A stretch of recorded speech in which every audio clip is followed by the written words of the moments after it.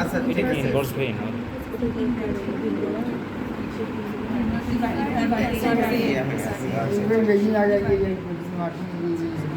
এখানে একটু মেন জিনিস হলো পেশেন্ট না লিমফিন ক্যাটেকটিক যেমন আমরা এক্সপোজড এরিয়ার মধ্যে ইন্টারকোস্টাল রিসেশন দেখতেছি তার সাথে একটু এনগোজ ভেন দেখতেছি না ভেন দেখলে ভেনের সবসময় ডিরেকশন দেখা লাগে এটা দেখে কিরকম হচ্ছে মনে হয় দেখে তো না ওটা আপনি নড়াচড়া করেন না ঠিক আছে এই যে ধরো এটাতে আমরা এরকম করে যাবো তারপরে কোনটা ছাড়বো আবার এটা দিয়ে এটা ছাড়বো কোনটা তাড়াতাড়ি ফিট হচ্ছে ঠিক আছে এটা নিচে আপনার কাছে নিচে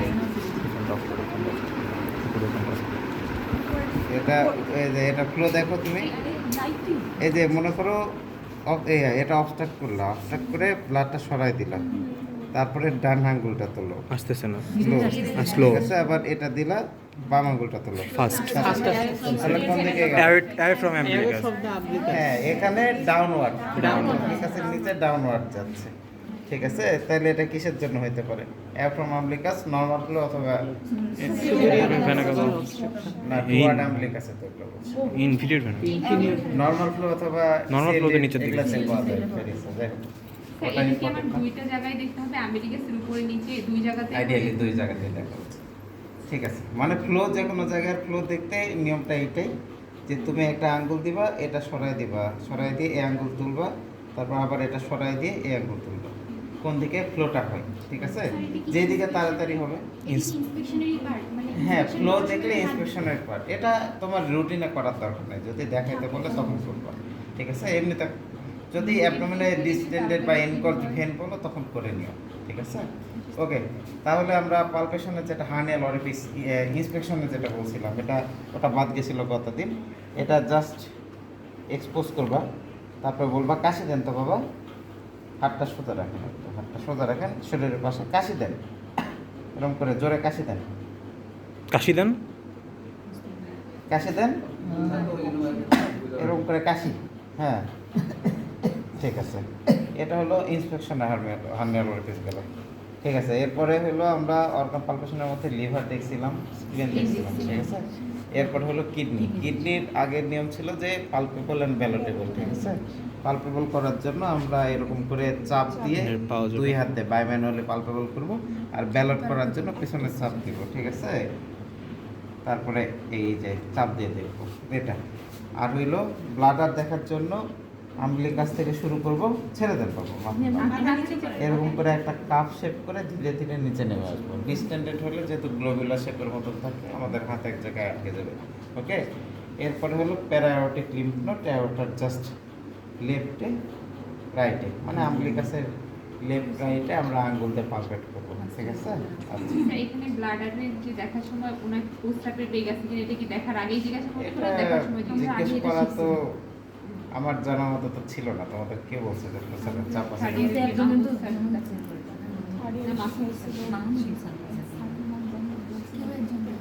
আচ্ছা ঠিক আছে বাট যদি চাপ আছে না না এটা তো তুমি এক্সামিনেশন করে দেখবা যদি ব্লাডার যদি ডিসমিউটেড থাকে তাহলে তো হাতে পাওয়ার কথা ঠিক আছে ওকে তাহলে পালপেশনে এই পার্টটা বাকি ছিল এগুলো গেল পালপেবল হার্নিয়াল অরিফিস হইলো আমরা হার্নিয়াল ইয়াটা কোথায় কোন জায়গায় দেখেন অ্যান্টাসিপিউলার স্পাইন আর হলো হ্যাঁ রিংটার নাম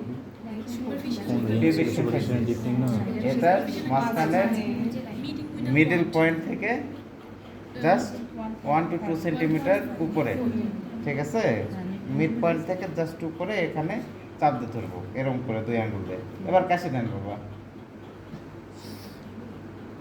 হ্যাঁ তো এটা দিয়ে উনি অত বুঝতেছে না ঠিক আছে তো কাশি দিয়ে ওখানে দেখবো যে এমনি ইন্সপেকশন না হলো হাতে কোনো কিছু উপর থেকে এসে টাচ করতেছে কিনা ঠিক আছে এটা হলো পালপেবল হার্নিয়াল অরিফিস পালপেশনের পর আমাদের হইলো যে পারকাশনে যাব পারকাশনের জন্য তো আমরা যে ফ্লুইড থ্রিলার শিফটিং ডালনেস দেখতেছি তো হিউজলি ডিসটেন্ডেড অ্যাবডোমেন না হলে শিফটিং গাদিয়া ফ্লুইড থ্রিল দেখার দরকার নেই তখন এই রোগের ফ্লুইড থ্রিল তো কী পাবা বোঝা যাচ্ছে যে পাওয়া যাবে না শিফটিং ডালনেস দেখার নিয়ম যেটা হচ্ছে তোমরা দেখছো ভালো আমরা আম্বলিকাসের উপর থেকে শুরু করব।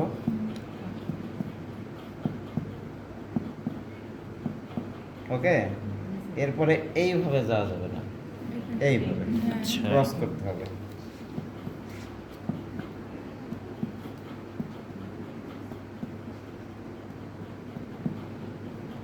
ঠিক আছে, জি, এখানে স্যার। ডাল পাওয়া যাচ্ছে। কি ডাল পাইলে কি করব, ডান দিকে কাত Maneuver করব, করব। এদিকে একটু ঘুরেন তো বাবা, এদিকে কাথাম, কাথাম। হ্যাঁ, কাত হয়ে কতক্ষণ রাখবো? 10 থেকে 15 সেকেন্ড 10 থেকে 15 সেকেন্ড। এটা কেন করি? যদি ফ্লুইড থাকে তাহলে ফ্লুইড শিফট হয়ে যায় নিচের দিকে নামবে।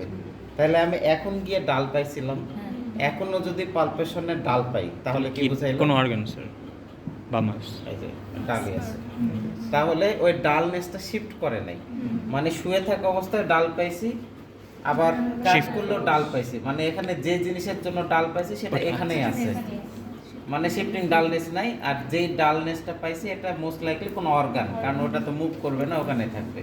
কিন্তু এখানে পালপেশন করে এখানে ডাল পাইছি, কাত হইলাম, সাথে সাথে Resonance. ডালনেসটা কমে রেজোনেন্ট হয়ে গেল। মানে কি, ওখানে এমন একটা জিনিস ছিল যেটার জন্য ডাল ছিল, এখন এটা নাই। কাত হওয়ার জন্য সরে গেছে ওখান থেকে। তাহলে সরে কি যাবে? কোনো Fluid. ফ্লুইড যাবে। তাহলে এটার জন্য শিফটিং ডালনেস দিয়ে আমরা অ্যাসাইটিস আছে কিনা বুঝি। ঠিক আছে, তাহলে ওনার যেমন ঘুরে ডালনেস সরে নাই, ঠিক আছে, ডালনেস যেখানে ছিল সেখানেই আছে। একটু সোজা হন। তুমি পুরো এই পর্যন্ত কাছে কষ্ট করে দেখা লাগবে এমন না, তুমি এইভাবে দেখতে দেখতে চলে আসবা সোয়াই দিয়ে, হুম। মিড লাইন ক্রস করলে সোয়াই দিয়ে চলে আসবা। কি রে, এদিকে ডাল নেই। গার্ডের জন্য নাকি এটা অন্য কিছুর জন্য ডাল হতে পারে, এখানকার ডালনেস অনুযায়ী এই জায়গায় বেশি ডাল। ঠিক জি, আছে, স্যার। ওইদিকে একটু দেন আবার ওইদিকে কাট করবা 10 থেকে 15 সেকেন্ড, তারপর আবার সেন্ট্রালে এসে শেষ করে দিবা। তাহলে কি প্যাচ হলো? এখানে একবার, আড়াই এদিকে প্যাচ। যাবা, চলে আসবা, এদিকে যাবা, চলে আসবা। আড়াই প্যাচ। ঠিক আছে, এই পর্যন্ত দুই পাশেই দেখতে হবে। যদিও ইউজুয়ালি শিফটিং ডালনেস এক পাশেই তো পজিটিভ পাওয়া যাবে যদি থাকে। ঘোরানোর পর তাহলে কি আমি কি পেশেন্টটাকে ঘোরাবো? পুরোটাই সিস্টেম, পুরোটাই পার্ট, পুরোটাই তোমার এই মাথা এই মাথা একবারে পুরোটাই দেখে নিবা। ঠিক আছে, ঘোরানোর পর কি আবার আম্বিলিকাস পর্যন্ত আসবে, মানে যখন সে হ্যাঁ, আড়াই। ধরো এইদিকে ঘুরাইলাম, আমি ওখান থেকে আসলাম, তারপরে এবার ওইদিকে ঘোরাবো, 10 সেকেন্ড ধরে থাকবো, তারপর আম্বিলিকাস পর্যন্ত তারপরে এখানে যখন দেখলাম যে ডালনেসটা শিফট হয়েছে কিনা, তারপর পালপেট করতে করতে সোজা আম্বিলিকাস পর্যন্ত এসে শেষ করে ডালনেস দিবো। না পাইলে তো ঘুরাইতে হবে না। না, ঘুরাইতে হবে, প্রসেসটাই আরেক। এটা প্রসেসের পার্ট, মানে ডালনেস পাইলে আমরা বলবো যে ডালনেসটা ওই জায়গায় যদি ফিক্স থাকে তাহলে বলবো শিফটিং ডালনেস নাই। আর ডালনেসটা যদি শিফট করে, মানে ওই জায়গায় ডাল ছিল, কাট করে 10 সেকেন্ড পর দেখা গেছে রেজোনেন্ট পাচ্ছি, তাহলে বুঝবো যে ডালনেসটা শিফট করছে, তাহলে শিফটিং ডালনেস প্রেজেন্ট।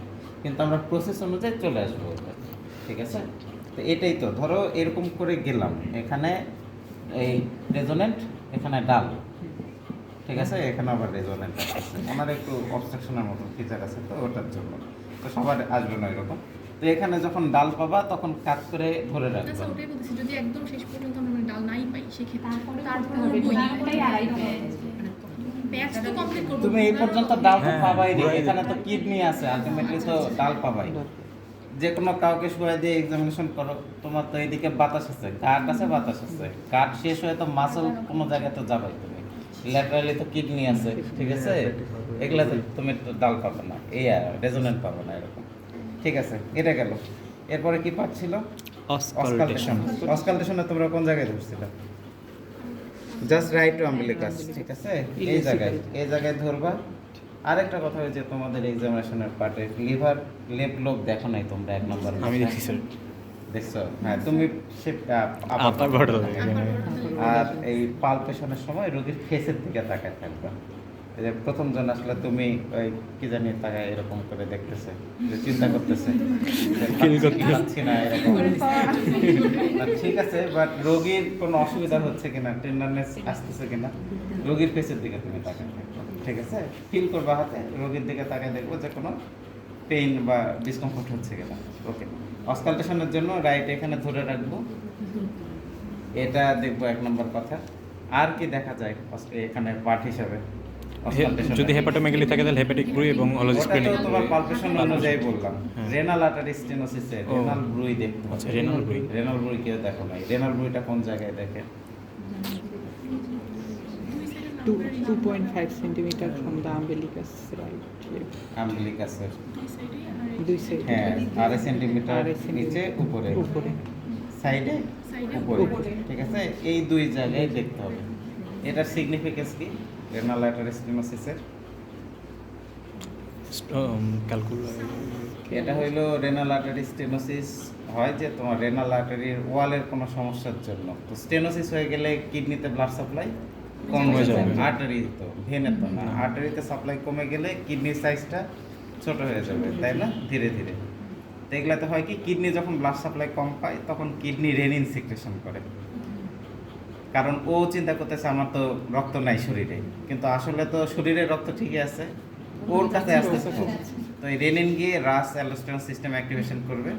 তো ওটা কনকমিনেন্টলি কী হবে, সারা বডির ভেসেলের টোন বাড়াবে, এদিকে ফ্লুইড রিটেনশন করবে, ইউরিন আউট কমাই দিবে, তাহলে বিপি বাড়াবে, তাই না? প্রেশার বাড়াবে। তাহলে যে রাস সিস্টেম অ্যাক্টিভেশনের জন্য সিভিয়ার হাইপারটেনশন হয়। এটা হলো রেনাল আর্টারি স্টেনোসিসের কমপ্লিকেশন। ইম্পর্টেন্স আর কি। তো এটা কাদের মেনলি দেখি, সবচেয়ে কমন হলো young female patient with severe hypertension, তাদের এই যে রেনাল আর্টারি স্টেনোসিস দেখতেই হবে বায়োলেটারাল। এদের কি কারণে হয়? ফাইব্রোমাসকুলার ডিসপ্লাসিয়ার জন্য হয়, ঠিক আছে? ফাইব্রোমাসকুলার ডিসপ্লাসিয়া এটা হয় যে আর্টারির হলো মিডিয়াল ওয়াল যেটা আছে, Tunica media। এটা হাইপারপ্লাসিয়া হয়। হাইপারপ্লাসিয়া হয়ে ডায়ামিটারটা ছোট হয়ে যায়, হ্যাঁ। আর বড়দের বা ওনার মতন বয়সে কি হবে, অ্যাথেরোস্ক্লেরোটিক চেঞ্জের জন্য, ঠিক আছে? অ্যাথেরোস্ক্লেরোসিসের জন্য ন্যারো হয়ে ইয়ে হতে পারে রেনাল আর্টারি স্টেনোসিস। তো এখানে যে ব্রুইটা শুনবো, স্টেথোটা বসাবো, হাতটা আমার থাকবে ক্যারোটিডে, ঠিক আছে? এটা শুনে একটা রিদমিক ইন্টারভালে কোনো অ্যাবনর্মাল সাউন্ড আসে কিনা, যেটা হলো জাস্ট ক্যারোটিড বিটের পর পর আসতেছে, ঠিক আছে? মানে বিটের সাথে সাথে তো ব্লাড আসে, ব্লাড এসে ওই সময় তো ফ্লোটা যাবে, তারপরে তো হ্যাঁ ওই সাথে একটু পরপরই লাগানো যদি অ্যাবনর্মাল একটা সাউন্ড পাই, যে রিদমিক ইন্টারভালে হচ্ছে একটা লো ইন্টেন্সিটি সাউন্ড, এটা হলো রেনাল ব্রুই। তাহলে ব্রুই কাকে বলে? যে কোনো abnormal flow normal normal vessel or normal flow in abnormal vessel বলতে আমরা শুধু ভেসেল না অ্যাপারেটাসও বলবো। যেমন এই সেম জিনিসটাই হার্টে যদি পাই তাহলে হইলো মারমার, পালপেবল হইলে থ্রিল, আর হার্ট ছাড়া অন্য জায়গায় হইলে ব্রুই, ঠিক আছে? তাহলে রেনাল আর্টারি ব্রুই এটা এই জন্য ইম্পর্টেন্ট। আর এটার ক্লিনিক্যাল একটা ইম্পর্টেন্স আছে, এই যে আমরা শুনি না, ACI angiotensin converting enzyme inhibitor antihypertensive হিসেবে দিই। তো এগুলো তো মোটামুটি সব জায়গাতেই সেফ ড্রাগ, কিন্তু যাদের বায়োলেটারাল রেনাল আর্টারি স্টেনোসিস আছে তাদেরকে দেওয়া যাবে না, বুঝছো? এই ড্রাগগুলো কন্ট্রাইন্ডিকেটেড তাদের ক্ষেত্রে, কারণ তাদের এমনিতেই এদিকে লোকাল রেনিন অ্যাক্টিভিটির উপর আছে, ইফেক্ট আছে। আচ্ছা যাই হোক, ওটা পরে। তাহলে আমাদের অসকালটেশন পর্যন্ত এইটাই, ঠিক আছে? রেনাল আর্টারি স্টেনোসিসের দেখবো বই দেখার সময় তখন